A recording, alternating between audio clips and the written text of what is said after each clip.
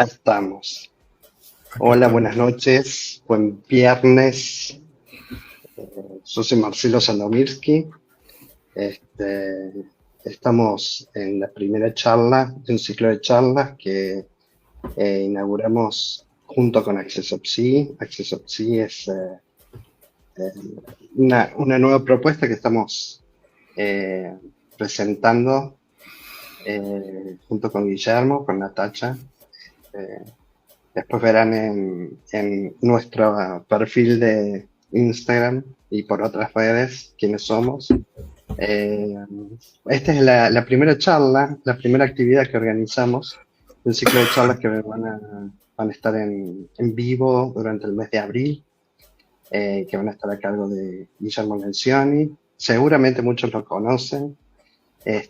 Acceso sí es como la segunda, es el reloaded de BMAP que algunos han conocido y seguramente si no lo conocen a Guillermo, que viene trabajando el tema de,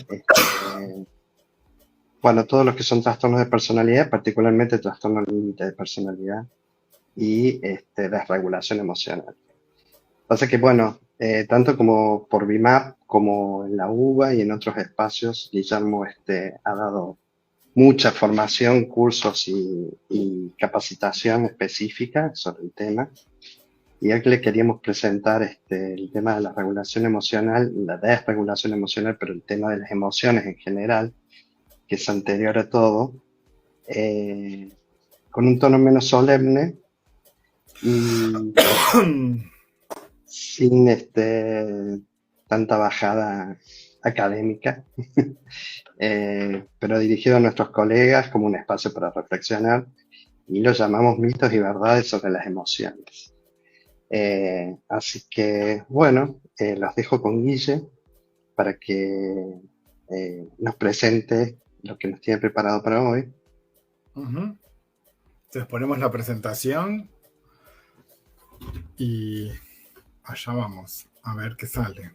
Entonces, como decía Marce hace medio ratito atrás, dentro de todo lo que es el mundo de las emociones, vamos a hablar y hacemos un recorte, porque nos encontramos un rato, ¿no? Sobre esto que es mitos y verdades sobre las emociones. Igual había algo, antes de empezar, que siempre te gusta decirlo a vos, Marce. ¿Te copás y lo Que decís? O lo digo yo, en relación al estudio de contamos. las emociones y demás. No, bueno, lo que pasa es que, bueno, mucha gente, nosotros separamos los mitos y verdades sobre las emociones a la luz de los nuevos desarrollos que hay, mucha divulgación sobre las neurociencias. Entonces la gente habla más abiertamente sobre el tema de las emociones y nos encontramos sobre todo en formación, en divulgación que hacen algunos neurocientíficos últimamente. Pero es un concepto que se viene trabajando desde hace muchísimo tiempo, sobre todo desde la filosofía, hace siglos. Psicología de las pasiones, filosofía de las pasiones. Ahí dejamos un poco de la bibliografía que tenemos en la biblioteca. Uh-huh. Eh, y bueno, con la divulgación también aparecen nuevas preguntas y también nuevas perspectivas sobre muchos mitos y verdades sobre qué son las emociones. En este momento es muy difícil tener una idea totalmente acabada de lo que son, pero lo bueno es que cada vez más disciplinas y ciencias están aproximándose a la idea de las emociones como un concepto central para entender no solamente la psicología, sino también la antropología, la sociología, etcétera. Así que, bueno, un poco Ok, ese marco. ahí está, dentro de ese marco, porque vos siempre decís esto de, si bien desde una mirada más científica o un estudio más acabado, científico, regularizado, se da el estudio de las emociones desde William James hace como 200 años, el estudio de las emociones o la preocupación del humano acerca de las emociones viene desde hace siglos, desde Platón, más o menos. Siempre comentas eso. Por eso entonces quería dejarte hacer esta introducción. Pero hoy, volviendo con algo más actual, pensamos en el trabajo, ¿no? O en los mitos que sostenemos los humanos y acerca de las emociones. Y lo primero que se nos ocurrió es pensar en que existirían como dos grupos de mitos.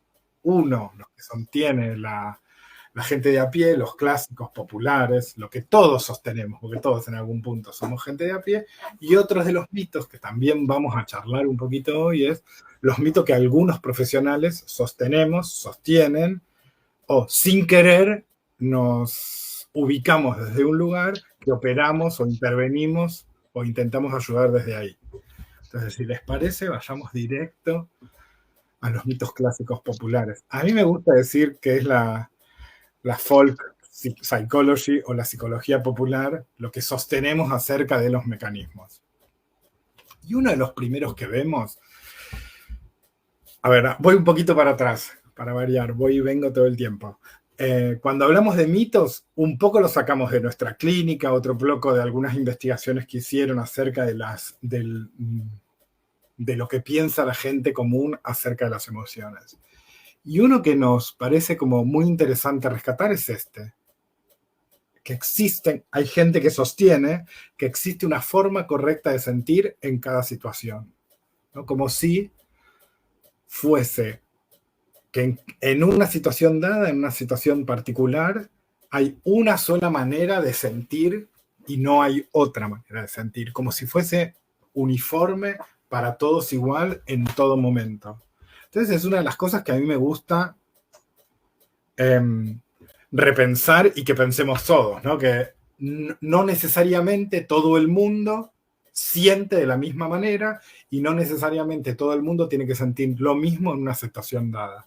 Y ahí podríamos hablar o pensar que existen algunos mediadores, tantos cognitivos como cuestiones de creencia, de cultura, de género, que se van atravesando, que nos van atravesando y que hace que sintamos o no cuestiones distintas. ¿Qué paso al otro? A ver, lo leo y me pongo a pensar y a debatir acerca de lo que ahí estuvimos trabajando en el equipo, ¿no? ¿Es de débil o es de persona débil permitir que los demás sepan cómo me siento? En este mito encerran varias cosas. Y o expresar mis emociones. Lo primero que podemos pensar es que tal vez haya una diferencia de género, que hay varones que sienten que emocionarse es de débil, pero en realidad es un prejuicio más de los terapeutas el pensar que solo los varones piensan esto. Hay muchas mujeres también que sienten o que tienen la idea de que mostrar ciertas emociones, no todas, después vamos a ver algo acerca de eso, te pone en un lugar de mayor debilidad y que expresar esas emociones, ¿sí?, hace que el otro tenga mucho más ascendencia o más poder acerca de lo que puede hacer conmigo. Y ahí está bueno o es interesante el trabajo terapéutico, el trabajo que tenemos que hacer como humanos de empezar a deconstruir estas ideas, estos conocimientos acerca o estos prejuicios que tenemos acerca de el sentir.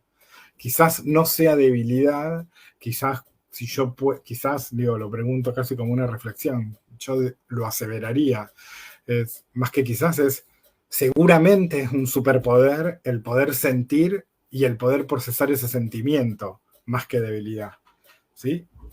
Tal vez no hoy, tal vez en un próximo video podamos profundizar un poquito más acerca de cómo procesar esas emociones. Pero seguramente si empezamos a prestar atención a estos mitos, seguramente nos vamos a descubrir que más de uno lo sostenemos, independientemente del trabajo que hayamos hecho como personas, como terapeutas, los que somos terapeutas, o counselors o ayudadores.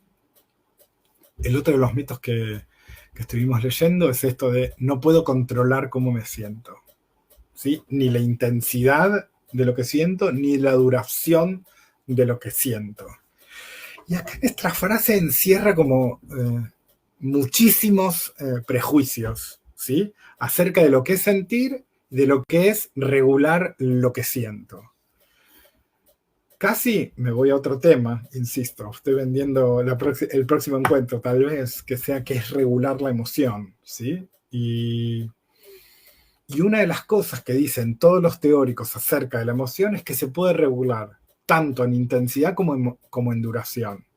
Y que muchas veces cuando la emoción es muy, muy, muy, muy intensa y yo tengo la sensación de descontrol, quizás aceptarla, observarla y no hacer nada, parece que es muy poco, pero es un grado pequeño de control acerca de eso que siento. Quizás yo no puedo decidir voluntariamente en sentirme feliz cuando estoy sintiéndome triste, ¿bien? Pero sí puedo hacer que esa intensidad de esa emoción empiece a bajar un poquito más rápido o que no me controle tanto en mi accionar o que no dure tanto. Digo, lo que uno tiene que hacer, primero es derribar este mito y después lo que tenemos que hacer, si nos pasa eso en la experiencia, es ver qué mecanismos se están activando cuando yo siento intensamente o cuando dura mucho en mi mente o en mi cuerpo esta emoción. Bien, pasamos a la otra de los mitos. Siempre en esto de los mitos básicos, los que sostiene la gente en general. No quiere decir que un terapeuta no pueda sostener este mito, ¿no? Digo, después vamos a ver los típicos mitos de los terapeutas y de las terapeutas, pero estos son compartidos por la población en general. Las emociones negativas son nocivas. Los que ya me escucharon alguna vez saben que no me gusta hablar de emociones negativas, y acá casi respondo una de las preguntas que nos hicieron por Instagram en las cajitas de preguntas, y si no, las que nos van a hacer ahora en el vivo. Me gusta hablar más de emociones placenteras y desplacenteras, aunque cuando leemos los textos, los papers, investigaciones, siguen sosteniendo o diciendo emociones negativas y emociones positivas. Vuelvo. Diría, más que emociones negativas, diría emociones displacenteras, que son siempre nocivas. Y o me causarán algún daño. Deberíamos, agrega, este mito está como lleno de prejuicios por todos lados. Deberíamos ignorarlas y seguir adelante porque me limitan y no me dejan hacer nada. ¿Sí? La idea general de este mito es que piensa acerca de las emociones displacenteras que no me trae ningún mensaje, ningún beneficio, ninguna alerta, ninguna llamada, no es nada funcional, ¿sí? Entonces por eso dice, la debo ignorar. Y cuando nosotros ignoramos una emoción displacentera es casi como matar al mensajero por el mensaje que nos trae. Podríamos pensar una de las maneras, ¿no? Para trabajar para deconstruir esta idea es que las emociones, tanto las placenteras como las displacenteras, tanto las positivas como las negativas, sería otra manera de decir lo mismo, son mensajeras, nos dicen algo, están ahí por algo, ¿sí? Después vemos si eso que me dice es funcional o no, pero como primera medida es perder a pensar que es un mensaje, que es una alarma, que es una luz que se enciende, ¿no? Es como la luz del tablero del auto. Si se enciende, no en sí misma la luz no es ni buena ni mala, es un indicador de algo. Bien, pelearme con eso, negarla, ignorarla, sería ignorar un mensaje que es bastante importante para mi cuestión vital. Una de las cosas que encierra esto que estoy diciendo, no el mito, es suponemos que las emociones están ahí por algo, por un lado, y que tienen un valor adaptativo. Si me peleo con esta emoción, si la ignoro, y si solo pienso que esta emoción me limita como poco funcionalmente, estaría perdiendo, vuelvo a decir, una información valiosa e importante para mi vida cotidiana, para mi vida a corto plazo, para mi vida a largo plazo y para mi vida a mediano plazo.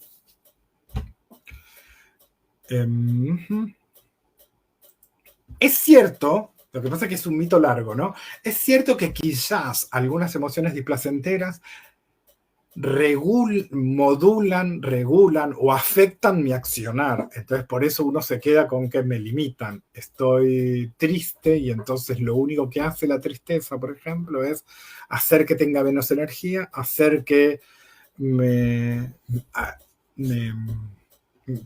que haga menos tareas, por ejemplo, que sea menos eficiente en el trabajo.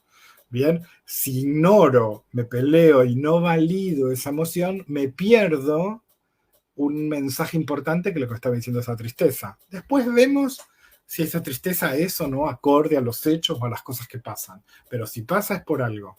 Tenemos que analizar ese algo. ¿Qué es lo que me está diciendo o lo que está fallado en esta situación de evento y emoción? Básicamente lo que acabo de decir es esto que creo que es de Casas el dibujo este, y está bien estar mal. En algún punto, sentir emociones displacenteras, sentirme mal, no está mal, está bien. Casi me adelanto a otra pregunta que es, ¿son buenas? ¿Hay emociones buenas y hay emociones malas? Uno podría pensar, creo que me estoy adelantando a un mito, para variar. Siempre que hablo de algo me pongo, no sigo el hilo de acción, pero digo, no hay emociones malas, ¿sí? A lo sumo son displacenteras, pero no son malas de por sí. Bien, tal vez esto de que hay emociones malas viene, yo creo, esta es mi teoría, viene de que muchas emociones, cuando uno regula mal esa experiencia emocional, me hace hacer cosas no muy funcionales. Y entonces esas consecuencias negativas de esa acción me hace pensar entonces que la emoción es mala. Pero ahí tenemos que desplegar muchas cosas para poder entender el por qué ese mito está mal. Seguimos con otro. Si reprimo mis emociones, estas finalmente se disiparán. A ver, cuando empezamos a trabajar sobre este mito, lo primero que nos decíamos en el equipo es verdad y es mentira a la vez. ¿Sí? En algún punto hay situaciones o momentos, quizás breves, ¿sí? En donde desconectarme, disociarme, apartarme de una emoción displacentera o placentera es funcional. ¿Sí? Por ejemplo, imagínense que yo ahora tengo el impulso de ir a una fiesta a las... ¿Qué horas son? Las 9 menos 3 minutos y quisiera estar a las 9 en una fiesta, ¿no? Que la alegría me impulsa, digo que es una emoción placentera, reprimirla un poco y seguir con el vivo porque era lo programado y porque teníamos ganas de empezar hoy y empezar a conectarnos entre los profesionales y hablar sobre las emociones, es un valor más importante. Entonces tengo que reprimir un poco, pero es a corto plazo y es en esta situación determinada. ¿Bien? El problema es cuando ante todas las emociones, yo uso solo este mecanismo de desconexión o represión de emociones. Esas emociones, me voy un poquito, todas las emociones tienen una necesidad básica, ¿sí? Si yo no, esa información que me traen, si yo no la satisfago, no encuentro cuál es esa necesidad, seguramente en otro momento va a aparecer esta emoción. Digo, si yo todo el tiempo estas ganas de pasarla bien la voy reprimiendo, en algún momento va a estallarme por algún lado. Entonces, el reprimir las emociones depende del contexto y cuánto tiempo usas, bueno, pero es muy acotado. ¿Sí? Es para un momento determinado. Estoy en una reunión de trabajo y me sobreviene una tristeza. La reprimo porque no es el momento de sentirme triste, pero un ratito. Pero si yo tomo como un estilo de vida al reprimir todas mis emociones, ahí sí voy a tener problemas. Se entendió esta dualidad de este mito, ¿no? Es un poquito sí, pero bastante no. Digo, que no está bien reprimir las emociones. Insisto, cada tanto les voy a recordar que nos dejen preguntas si les sale alguna pregunta, que después en algún momento me las van a hacer llegar y las respondemos entre todos. Si los demás no aprueban mis emociones, es obvio que no debería sentirme así. Esto aplica muchísimo más en personas que tuvieron una historia de vida donde les dijeron, o una cultura donde no está avalado el sentir. ¿Vieron esto que hablamos antes de la emoción de que me hace débil? Entonces, la emoción no me da ninguna información útil. Entonces, si los demás piensan que lo que hay que sentir en esta situación, porque sería como lo correcto, sentir, no sé, algo en particular, no me va a salir, en una situación determinada y yo no lo siento, entonces yo estoy equivocado. Es media pariente este mito de que existe una situación determinada y existe sí o sí una emoción determinada. lo más interesante es que los nuevos investigaciones, que hay toda una controversia, acerca de que tal vez una misma situación puede generar varias emociones, ¿sí? O maneras distintas de expresar la emoción o el sentir de maneras distintas. Entonces tenemos que empezar a descubrir esa diversidad en esta situación. Entonces nadie de afuera puede saber qué sería lo correcto de sentir en este momento. Y ahí vamos a la otra. Mito, verdad. No pueden coexistir emociones contradictorias y a la vez. O a la vez. Acá existen dos cosas, de vuelta. Es un mito doble. Por un lado, la coexistencia de emociones. Yo puedo sentir hacia la misma situación o hacia la misma persona emociones distintas en distintos momentos y contradictorias. Puedo amar a alguien, ¿sí? Y sentir mucho amor por alguien. Y después cuando me enojo con la misma persona, puedo, no sé si odiarlo, pero estar enojado y tener una emoción más parecida al enojo o al odio o a la bronca, ¿no? Y sí se puede. Pero también en la misma situación puedo sentir alegría y tristeza a la vez, ¿sí? O alivio y enojo. Parece contradictorio, ¿bien? Lo que pasa es que ahí tenemos que empezar a ver y hablar de cuáles son, no digo que todas las emociones son combinables, pero sí. Digo, a veces pasa que hay emociones que ensombrecen a otras. Por ejemplo, lo vamos a ver un poco más adelante, pero la tristeza y el enojo ensombrece a las otras, ¿sí? O el enojo y la ansiedad. Pero muchas otras veces puedo sentir las dos cosas mismas a la vez y contradictorias.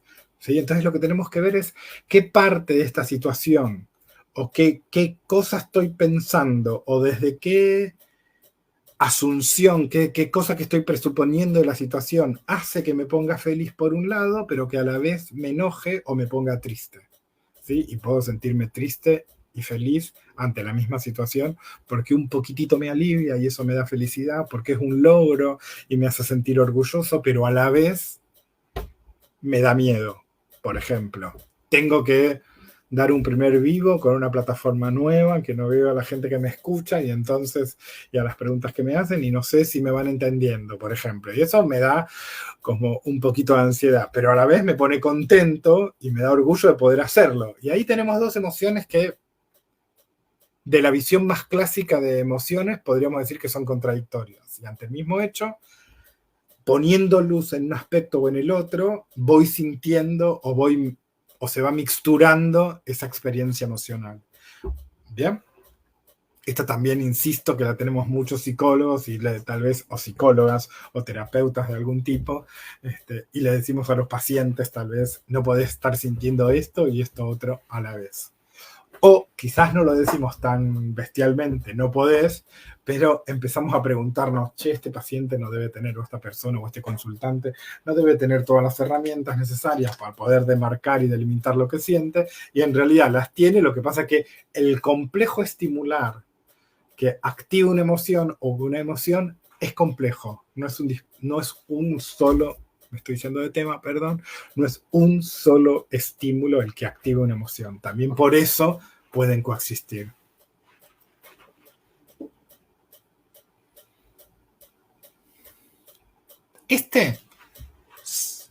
Si lo siento, es porque es así.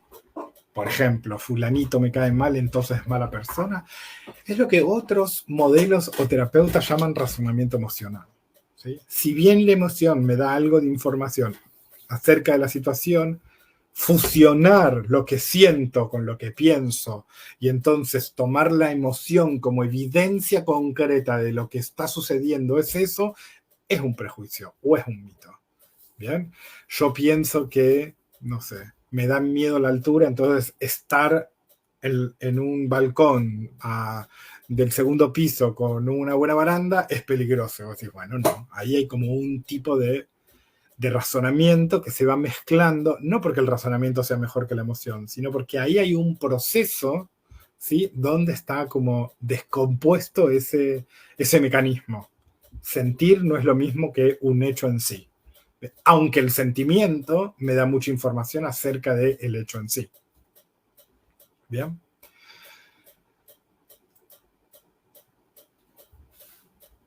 Acá, este también es como un sesgo de todo mi trabajo que hice con pacientes con mucha desregulación emocional o con trastorno de personalidad límite y demás, o con pacientes con algunos rasgos de bipolaridad, que sienten que si dejan de sentir con ese nivel de intensidad, la vida sería un aburrimiento total. ¿Bien? Entonces, de vuelta, y este es un mito que es verdadero y es mentiroso a la vez. ¿Sí? Verdadero en que es verdad que cuando yo siento una emoción intensa, la vida, y si esa emoción es placentera, la vida es mucho más linda. ¿Sí? Cada tanto todos tenemos la necesidad de tener algún pico de emoción, ¿bien? De alegría, sí, más de alegría, de amor, por ejemplo, y nos gustaría estar como efervescentes. Cuando digo efervescentes me acuerdo de mi madre, que siempre usa una metáfora muy linda y que me pareció como atinente contarla en este momento. Dice mi vieja que cuando uno toma cerveza también es rico tomar la espuma, ¿sí? Pero la vida no es espuma, la cerveza no es espuma, la cerveza es la cerveza. En la vida pasa lo mismo, la efervescencia es linda, la intensidad es linda, pero la vida es mucho más larga. Entonces no podemos vivir de intensidad en intensidad. La idea de que la vida es aburrida sin intensidad es suponer en algún punto que la cerveza deja de ser rica y que solo lo que es rica la espuma. Bien, por un lado esa metáfora a mí me sirve para explicarlo, y por el otro lado es que la vida tenemos metas a corto, a mediano y a largo plazo, y la vida dramática o de emociones extremas que me llevan de un punto al otro, a veces hace que yo no pueda lograr objetivos a mediano y a largo plazo. No podemos vivir en una montaña rusa de emociones, ¿sí? Es como, no a veces, casi siempre es bastante desquiciante. Entonces, el equilibrio sería lo deseable. El equilibrio no quiere decir que es aburrimiento, es una línea de flotación que sea más acorde a la vida que yo quiero llevar a mediano y largo plazo y no solo a corto plazo. Con las intensidades a corto plazo también.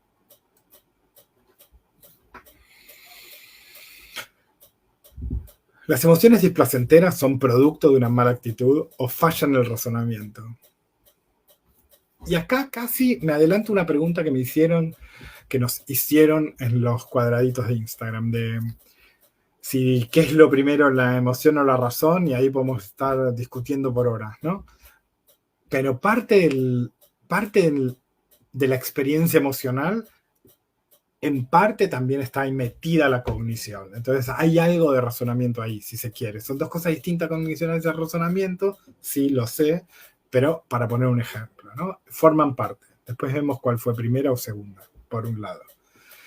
Suponer que todo lo que siento es displacentero, en algún punto es displacentero, es producto de una mala actitud, es dejar de lado todo lo que el contexto hace o aporta a que yo me sienta de una determinada manera. ¿Bien? Eso por un lado. Y por el otro lado, suponer que la razón es como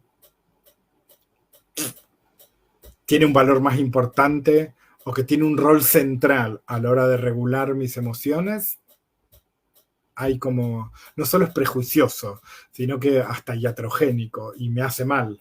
Porque si yo siento, digo, ¿no? Cualquier persona que sienta una emoción displacentera, la que fuera, ¿sí? Tristeza, enojo, ansiedad, y lo único que se dice a sí misma o a sí mismo es, esto es porque yo pienso mal, si cuando pienso, si pensase bien, si razonaría bien, o si le pondría actitud a la vida, saldría, es ignorar todo el proceso que tiene la experiencia emocional y que tenemos que hacer como personas sintientes para modular y regular esa experiencia.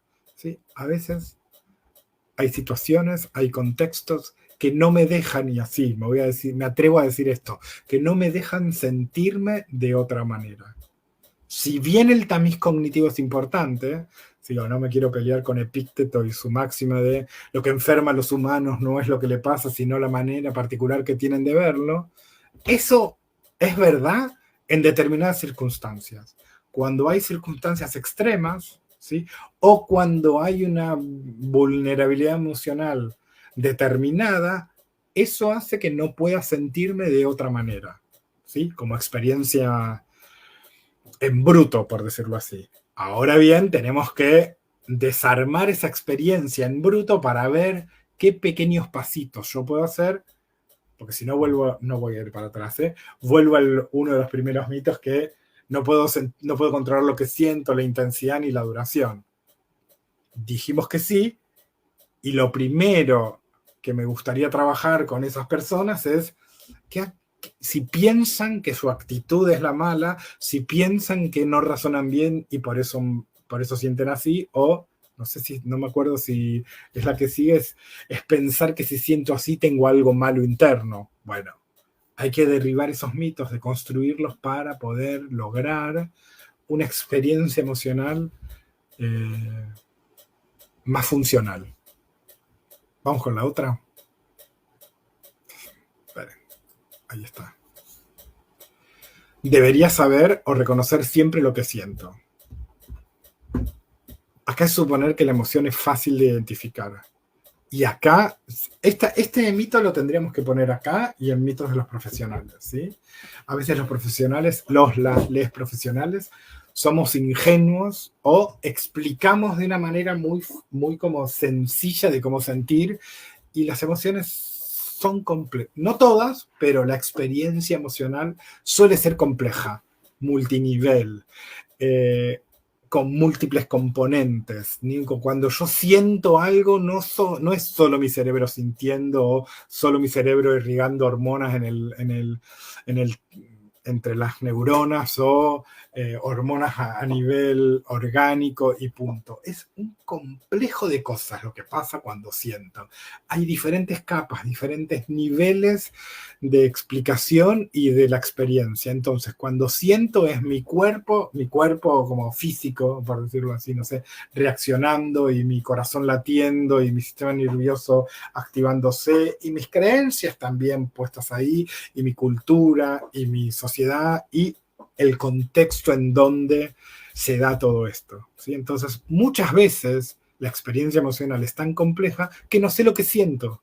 Permitirme no saber y no presionarme para saber es el primer paso para encontrar, para tirar el hilito de ver, a ver qué me está pasando, ¿sí? Digo, la cuestión autoevidente de lo que siento es un mito a derribar y a trabajar como terapeutas también. Las mujeres son más emocionales que los hombres. Acá, de vuelta, podemos decir que sí y que no a la vez.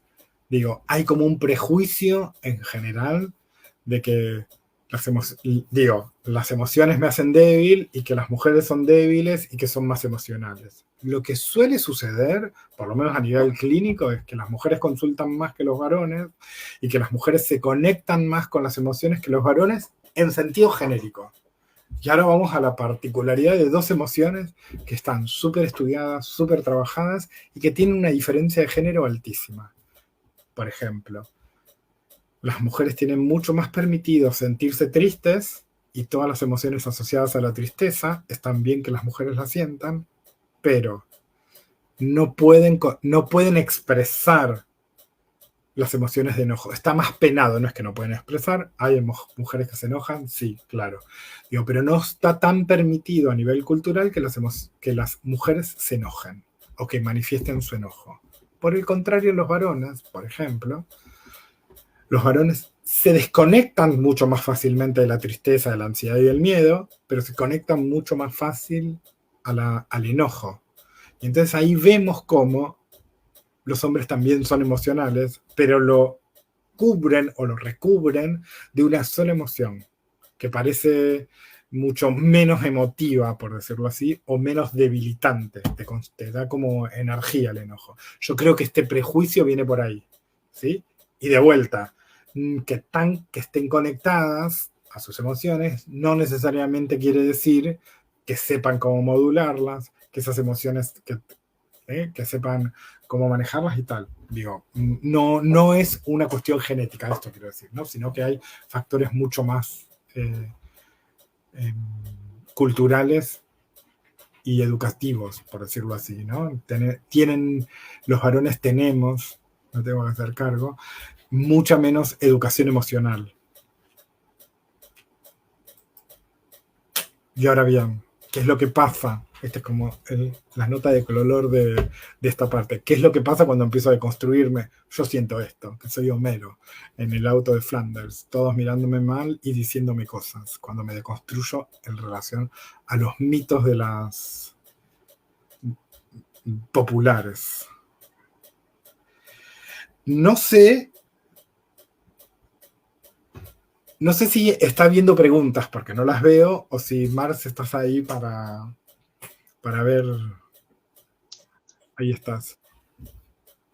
Estoy.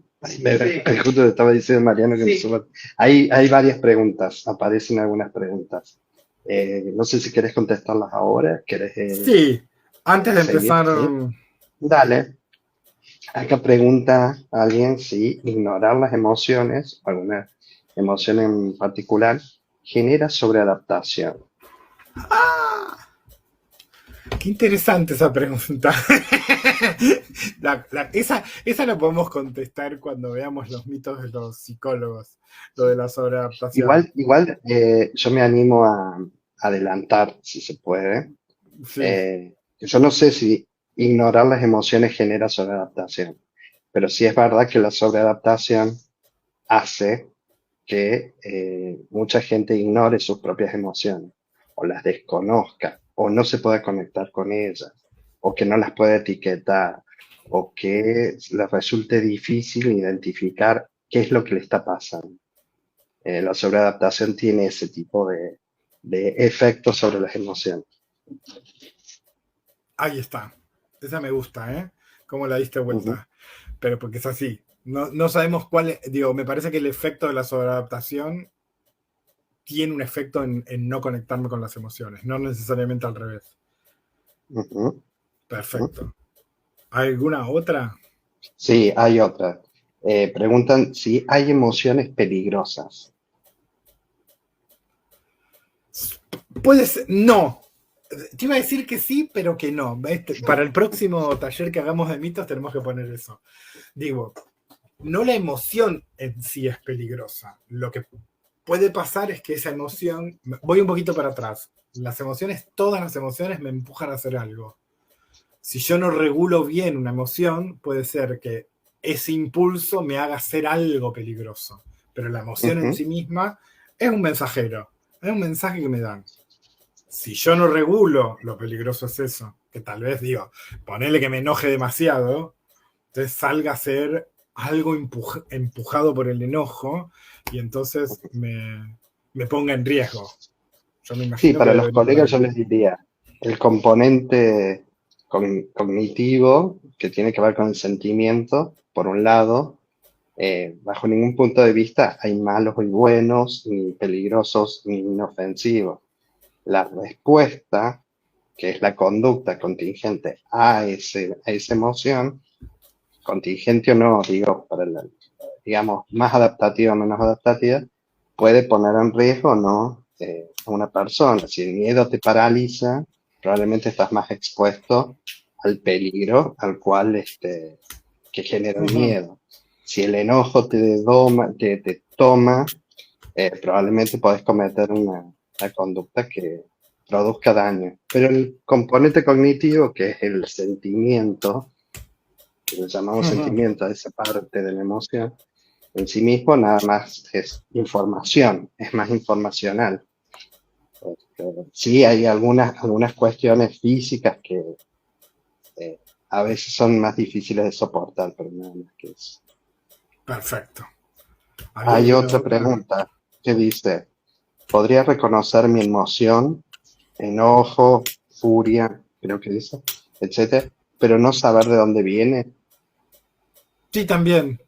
Está bueno eso, porque uno tiene como el prejuicio de que si sé lo que siento, sé de dónde vino. No, a veces sí. Digo, entonces, es esto que no entiendo por qué estoy enojado, pero estoy enojado. Ujú, Y está ujú, bueno la pregunta, yo me estoy yendo a la práctica, ¿no? Digo, pero está bueno decir, bueno, ok, quédate ahí. No importa que no sepas de dónde viene para poder trabajar de dónde viene. ¿Cuándo apareció primero? ¿En qué momento apareció? ¿Desde cuándo notaste que lo está? Vos dijiste ujú. algo del sentimiento, ¿no? Es una pregunta que nos dejaron en una de las cajitas, que era, ¿hay una diferencia entre emoción y sentimiento? Y vos dijiste, sí, el sentimiento es como la parte, la reacción más física Cognitiva. de la emoción, ¿no? O la cognitiva, no me acuerdo lo que La, dijiste, mira yo. la cognitiva, la cognitiva. La cognitiva, ¿no? Como el sentir. Sí, me confundí con sensación. Por un lado, es como el cuando me percato de lo que siento. Y a veces pasa eso, que me percaté de que estaba sintiendo algo un tiempo después de que la emoción se construyó. Esta no pusimos este mito que las emociones aparecen de la nada. No, creo que no lo pusimos. Claro. Digo, las emociones se van construyendo. Entonces, en ese proceso, ese es como muy modelo modal de Gross. De paso, tiro data, ¿no? Es como las emociones se van como construyendo en el tiempo. Digo, puede haber un estímulo o un complejo estimular que se activa, pensamientos, reacciones físicas internas y en algún momento me percato, ¿no? De que estoy sintiendo. Uy, ya tengo enojo, por ejemplo. Cuando me percato, tal vez perdí, porque fue hace mucho que se empezó a construir esta emoción. ¿Qué fue de dónde empezó esta emoción? No percibí el cambio de estímulo de esta emoción. ¿Bien? Y entonces me enojo y digo, ¿por qué me enojé? O me pongo ansioso y me digo, ¿por qué me puse ansioso? Bien, por ahí va. Eh, a ver, hay otra pregunta. Dice, no emocionarse si todos lo hacen, ¿es señal de algo malo? La respuesta rápida es sí y no a la vez. Y acá tenemos que ir fuerte. Están trabajando con los mitos también de los terapeutas. Nos están preguntando Sí. cosas así. Digo, primero lo que tenemos que saber es que, comillas, digo, dentro de lo normal o de lo esperable, hay personas que sienten mucho y hay personas que sienten poco. Y no necesariamente es patológico.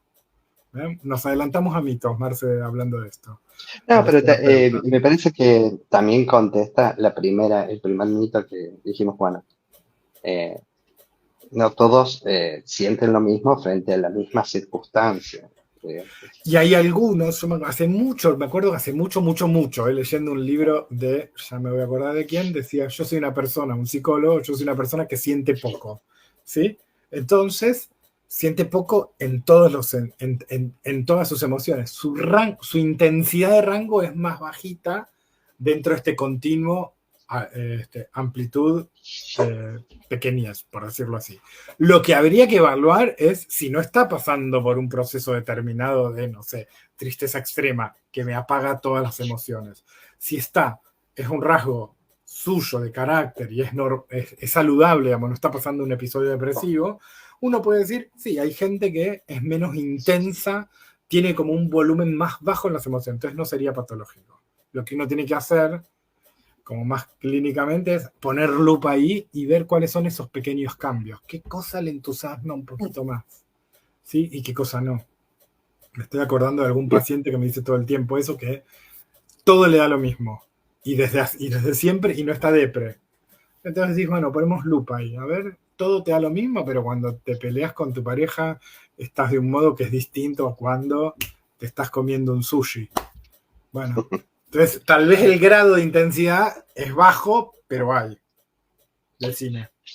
Una última pregunta por ahora, después seguimos con los mitos clínicos de los terapeutas. Si el malestar físico puede ser una emoción reprimida. Yo no tendría esa primera hipótesis como hipótesis de trabajo porque tal vez tengo un problema físico, ¿no? Y entonces digo, bueno, el malestar físico puede ser producto de miles de cosas.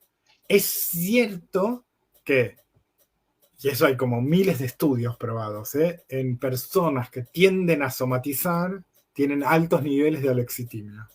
La alexitimia es la dificultad o la imposibilidad de poner en palabras lo que sentís, o sea que no se conectan mucho, son gente como más, como habían dicho antes, sobreadaptadas. Sobreadaptado. Hablando, o sea, entonces, uno podría pensar que el que tiende a reprimir como mecanismo de control de emociones, la represión o el desconectarse de las emociones, uno podría pensar que tendría más chances de tener enfermedades, comillas a esto, más psicógenas o psicosomáticas o dolores físicos, ¿sí? Pero no quiero decir que, no estoy diciendo que si me duele la rodilla entonces tengo que trabajar el perdón, no. Puede ser cualquier parte del cuerpo la dolencia, no es tan uno a uno de, no como, ay, me duele la garganta que tengo que, qué enojo no dije, no es tan así el cuerpo y las emociones. Bien, ahí leí una Bueno, ¿querés antes que decía, que- ahora vamos, que preguntaba a alguien si las cogniciones son el subtítulo de las emociones. Me gusta esa metáfora. No sé si es el subtítulo, espera que lo vuelvo a leer porque estuvo como muy divertida. Dice, ¿el pensamiento es una emoción subtitulada? A veces sí, a veces no. Sí, ¿no? A veces sí. Pasamos a ¿Querés los que mitos sigamos de con los la terapeutas. presentación? Dale, dale. Dale. Y A sigamos. ver, Ups, se ¿lo hizo manejas tarde. vos, Mariano? No, Marian, ahí está. Vamos un poquito más rápido con esto. A ver, estos son los mitos que sostienen los terapeutas. Insisto, los anteriores también son sostenidos por algunos terapeutas y yo digo, o todos o algunos. Estos son específicamente del trabajo clínico, ¿no? De las y los terapeutas. A veces suponemos que las emociones son independientes del contexto y las circunstancias. Si siento esto, siento esto. ¿Y por qué vino? Y en realidad el trabajo o la clave de trabajar con las emociones es poder encontrar ese contexto o esas circunstancias que activaron estas emociones. ¿Sí? Es ver qué cambió en el entorno, ¿sí? Interno o externo, porque los estímulos pueden ser externos o internos, que dio origen a esto. Digo, no es independiente. ¿Sí? Tenemos que buscarlo, tenemos que verlo y tenemos que evaluarlo. Las emociones intensas equivalen a desregulación emocional. Acá esto es hiper necesario entender que si yo siento una emoción no quiere decir que me desregule y que si yo siento una emoción intensa no quiere decir que tenga desregulación emocional. La desregulación emocional implica otras cosas, ¿sí? La intensidad puede ser de vuelta por una circunstancia en particular. Por ejemplo, una mujer que vive en pareja en una situación de violencia emocional. Seguramente está mucho más sensible y su emoción es mucho más intensa, su enojo, su frustración, su tristeza, su malestar. Entonces, tenemos que leer el contexto de esa intensidad. No toda intensidad es desregulación. Ahora, me estoy adelantando a la que sigue. No toda desregulación, ¿sí? Es patológica. Las personas que viven con emociones intensas padecen de una patología, no necesariamente. Volvemos a la idea de la diversidad. Estoy empezando a hablar rápido porque es tardísimo. Volvemos a la idea que lo diverso es la constante. Bien, entonces tenemos que trabajar sobre eso. Las emociones y la experiencia de cada uno es la experiencia de cada uno. No necesariamente es patológico. ¿Sí? Tenemos que evaluar el efecto, cuán poco funcional te hace esa intensidad o esta emoción. Bien, me voy para atrás porque están relacionadas. Las emociones intensas equivalen a la regulación emocional, no, porque una sola emoción intensa no te hace desregulado o desregulada. Quizás te desregulás o tenés cierta intensidad en una emoción y no en otras. Cuando hablamos de desregulaciones, como generalizada, ¿no? De todas o de la mayoría de las emociones. Si yo siento miedo extremo, pero las otras emociones no, tengo intensidad en una emoción, no tengo una desregulación. Que yo sienta miedo extremo tampoco me hace tener necesariamente una patología, dependiendo de si pierdo o no funcionalidad. y este es el meme chistoso que cada tanto tenemos que poner, soy demasiado intenso para este mundo lleno de tibios. De vuelta, leer el contexto. Siempre que hablo de emociones, digo, hace años que me recibí y hace años que trabajo como psicólogo clínico, más de 20, y cuando empecé, no solamente yo, sino el contexto donde trabajaba, digo, incluso mis amigas, mujeres, psicólogas y demás, cuando viene una mujer que tenía, por ejemplo, miedo de salir a la calle porque podría ser, no sé, víctima de acoso callejero y alguien decirle algún improperio, uno lo trataba como muy sensible y en realidad la mirada era de tibios, ¿no? Era de pensar que esta persona en particular tiene un problema con una intensidad.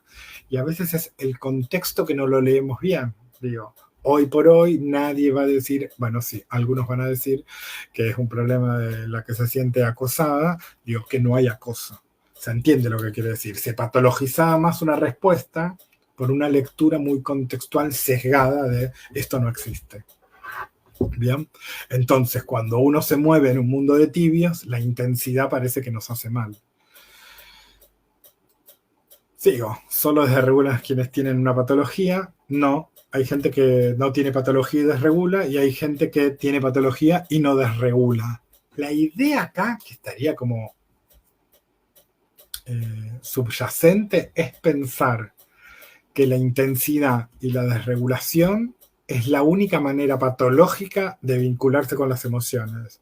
Y lo que tenemos, y cada vez nos pensamos más, es la es la sobreregulación. Esas personas que no sienten, esos que nos preguntaban de si se va el cuerpo, bueno, esas personas que controlan, hipercontrolan, sobrecontrolan lo que siente, pueden tener una patología y no estamos pensando en la desregulación como intensidad, como intensidad, como despliegue conductual emocional, ¿sí? Si no son todo lo contrario, son más constrictos y ahí también tenés una patología. Faltan pocas. Los consultantes regulados son más fáciles de tratar. Sí y no. Yo diría que no, que en realidad hay pacientes con mucha desregulación que son fáciles de tratar y hay pacientes súper controlados, como decíamos antes, y tal vez el tratar más fácil o más difícil tenga que ver con el nivel de flexibilidad psicológica. Muchas veces se asoció desregulación emocional con rigidez y no necesariamente. La clave es no necesariamente. Quizás haya mucha correlación entre desregulación y rigidez cognitiva rigidez cognitiva. Pero hay gente que no desregula, que sobrecontrola y son súper rígidos. Y eso es mucho más difícil de tratar o de cambiar. La rigidez sería lo que dificulta el tratamiento. Esta ya la dijimos y lo volvimos a poner en los mitos de los profesionales, ¿no? La idea de que los profesionales también miramos y pensamos muchas veces que para cada situación una emoción, ¿bien? Y que no puedes sentirte contento y triste a la vez, que no puedes sentirte ganas de estar con alguien y ganas de rechazarlo a esa persona. Quizás algunos lo piensan que eso es patológico y si empezamos a indagar más, es mucho más ubicuo y más común la contradicción que la no contradicción. Si vivimos en un mundo o pensamos que el mundo es lógico e incontradictorio y en realidad estamos llenos de esas contradicciones todo el tiempo e incluso en los sentimientos y en las emociones. Esta me encanta, este prejuicio, porque lo sostenemos aunque digamos que no lo sostenemos, ¿sí? Porque muchas veces confundimos dos cosas. Función con intención, que la intensidad del otro funciona en mí de un modo, no quiere decir que el otro tenga esa intención, por un lado. Y por el otro lado, si uno define manipulación, es alguien que tiene un como programa predeterminado, una intención predeterminada e intenta hacer que yo haga eso, ¿sí? Y las personas emocionales, cuando sienten una emoción intensa, en general se zarpan de impulsivas. Entonces ahí hay como una contradicción. Si soy impulsivo no puedo manipular porque me pierdo. Entonces, no necesariamente una persona sensible o emocional, o altamente sensible o altamente emocional, quiere manipularme. ¿Sí? A veces es el efecto de la emoción. Bueno, será cuestión de que yo revise eso, particularmente como terapeuta. ¿Sí? Si mi paciente se enoja mucho y yo no me banco el enojo de mi paciente y cambio la agenda por el enojo de mi paciente, es la función del enojo que hace en mí, pero no necesariamente la persona, el consultante o la consultante que se enoja, quiere manipularme. ¿Sí? Porque para la manipulación tiene que haber una intencionalidad y una alevosía. Y acá volvemos a la dilexitimia y a los prejuicios acerca de la gente sobreadaptada. Si la respuesta emocional no es evidente, o sea que si no me alteré demasiado y no salí a matar a alguien, entonces no hay un problema con el enojo. Mi profesora de italiano me prohibió que diga bafangulo, lo digo igual. Es mentira. Digo, a veces, particularmente lo vemos con los sobrecontrolados, que sienten emociones o que tienen emociones, no las perciben, no se transforman en sentimiento, pero tienen emociones que no se conectan, que no son evidentes, y ahí estaría el problema radicado.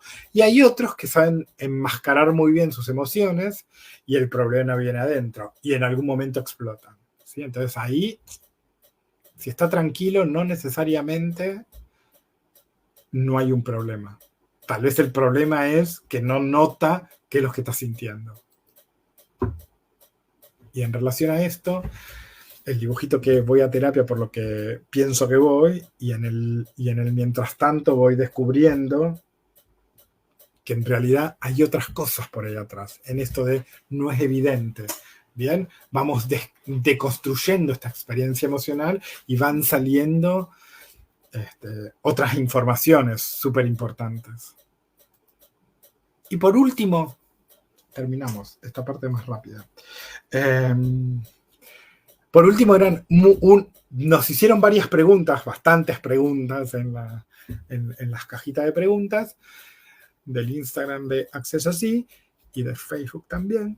Y las que eran las más típicas, las que más preguntaron, algunas ya las contestamos, como esta de que hay emociones malas. No hay emociones malas, pero lo que es una emoción, lo fuimos diciendo más o menos que era una emoción. Pero para hacerlo rápido es una respuesta multisistema ante un estímulo o un complejo estimular. ¿Bien? Que nos trae información, que tiene un valor adaptativo, que comunica, que me motiva para la acción.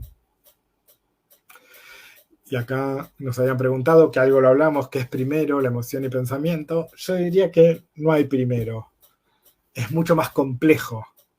Digo, porque pensamos que la emoción no tiene cognición y no tiene pensamiento. Y yo te diría que está todo metido adentro.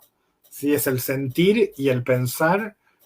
Es la lógica sartreana. No me acuerdo quién separó la razón de la emoción. Alguno. Descartes. Y dije kantiano, ¿qué dije? Perdón. Sí, por acá habían puesto ahí que era siento, luego existo. Claro. No tanto pienso. Porque en el sentir hay una cognición. Tal vez no un pensamiento o un razonamiento. La cognición es mucho más amplio, ¿no? Un paraguas más amplio para mí. Entonces, sí, hay una actitud, hay algo actitudinal, hay algo cultural, si se quiere, ¿no? Representacional, a eso voy. Entonces digo, lo que seguramente está preguntando la persona que preguntó, porque debe venir más de las terapias cognitivas, es cómo trabajo la emoción. Y ahí es otro tema, ahí puedo desglosarla y decir, bueno, ¿trabajo con la sensación sentida o con lo que pienso? Depende del contexto, pero para mí se dan juntas. Y la última, que la respondiste bien, la respondiste vos antes, la diferencia, si había, preguntaban muchos, entre emoción y sentimiento. Y vos lo que decías es, el sentimiento es la parte como el percatarse de lo que siento, es como de esta experiencia, cuando me doy cuenta, transformo la emoción en un sentimiento. Algunos dicen esto.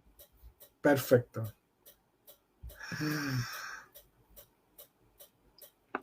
Bien. ¿Qué pasó? No sé si hay más preguntas. Nada, me cansé de hablar. Estuve como una hora hablando. Hay una sola pregunta más, que es si un niño se regula, si es responsabilidad de sus padres. Yo diría acá, les cuento, adelantándome un poquito, vamos a tener probablemente a final de mes o más cerca de fin de mes, creemos que el 25 un webinar donde vamos a trabajar seguramente en principio el tema de emociones, regulación y desregulación emocional en niños. Así que vamos a continuar. En el medio vamos a tener otra charla, otro vivo, con No fecha tenemos definida. Ok. No ¿Cómo? tenemos el tema ni la hora del No, tema próximo. sí, pero Ah, es ok. a confirmar. Después nos avisan, creo que va a ser el jueves 18, creo. Pero después lo confirmamos. Lo vamos Jueves a, 18 no, no. No. jueves 18, no. Bueno, después lo confirmamos. Bueno, dice que no. Y si, bueno, vamos a estar comunicándonos por nuestras redes. Sí. eh, Pero que les pedimos que digo, nos sigan. Sí, en esto de la responsabilidad del padre, también algo que tenemos que aprender es que la regulación emocional tiene momentos distintos en distintos momentos evolutivos, ¿sí? Y obviamente uno lo aprende, y obviamente cuando sos niño, no sé si diría responsabilidad, pero los padres son los que prestan el andamiaje para regular. Entonces, si sí, tenemos... es importante ahí, bueno, son procesos complejos. Si hay algo que define las emociones, es que es un proceso complejo. La desregulación es una alteración en ese proceso complejo que hace que hay cosas que son más evidentes. El chico que se porta mal, el chico que vive algunas cuestiones como catastróficas o, bueno, todo el repertorio de emociones que puede sentir un chico y de respuestas que a veces son adaptativas y son vistas como patológicas, sobre todo en los contextos educativos, que son bastante represivos, ya los conocemos, todos hemos pasado por el sistema educativo, y hay chicos que se adaptan más y otros menos. Y lo que sí es cierto es que los responsables de los niños son los padres, pero no de la desregulación de los niños necesariamente. Es, eh, es complejo porque hay cuestiones biológicas también, hay cuestiones que se están trabajando, hay nuevos desarrollos en relación a esto. Eh, la neurodiversidad explica muchas veces la desregulación de las emociones. Ujú. Y bueno, es un mundo también sobre el que vamos a tener que echar luz en su momento. No sé, Guille, ¿vos querés redondear con algo? Estamos a 1 hora 10 Mm-mm. prácticamente. No, no, porque eran estos ¿No? los mitos que queríamos trabajar, voy a ver, charlar, que ver cuáles eran las preguntas que nos hacían, esclarecer un poco, espero que haya Esclarecer. quedado claro. Igualmente, esto que vos decías, vamos a hacer otros vivos y siempre los canales van a estar abiertos para las preguntas y respuestas. Haremos post acerca de las preguntas que nos hagan si no nos encontramos en otro vivo. Para nosotros es importante que nos sigan, que interactúen si pueden. Somos nuevos y no somos nuevos, somos un desprendimiento de BIMAP para los que lo conocieron y para los que no, bueno, y con la incorporación importante acá de Natacha y de Mariano que nos está ayudando en toda esta primera parte. Les agradecemos la, la, La les participación. agradecemos la participación